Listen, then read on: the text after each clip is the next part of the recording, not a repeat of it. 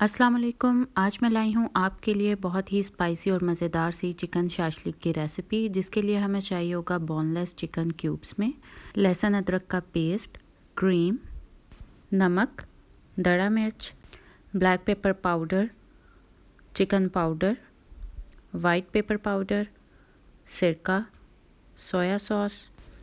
यहाँ पर प्याज लेंगे हम क्यूब्स में कटा हुआ, टमाटर भी क्यूब्स में ही लेंगे और इसी तरह शिमला मिर्च भी। चलें तो यहाँ पर अब हम चिकन को मैरिनेट कर लेते हैं। तो मैरिनेशन के लिए हम तमाम तर स्पाइसेस इसमें ऐड करते जाएंगे। जैसे मैं यहाँ पर कर रही हूँ, इसी तरह आपने तमाम तर स्पाइसेस इसमें ऐड करते जाना है।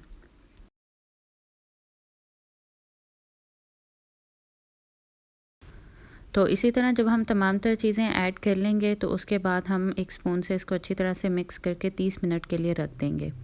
30 मिनट के बाद अब हम असेंबल कर लेंगे। हम एक शाशलिक स्टिक लेंगे, उस पर हम इस तरह से पहले बोटी लगाएंगे, उसके बाद कैप्सिकम, अनियन और टमाटो हम यहाँ पर लगा देंगे। अब मैं यहाँ पर इस तरह से लगा रही हूँ, आप भी सेम इसी तरह से लगाइएगा। चलें तो ये रेडी हो चुके हैं, अब हम इन्हें कुक कर लेते हैं।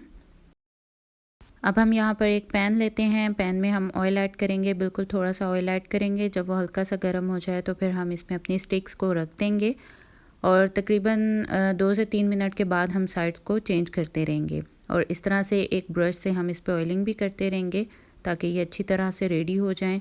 और ये बिल्कुल कुक हो चुके हैं। चले अब हम सर्व करते हैं।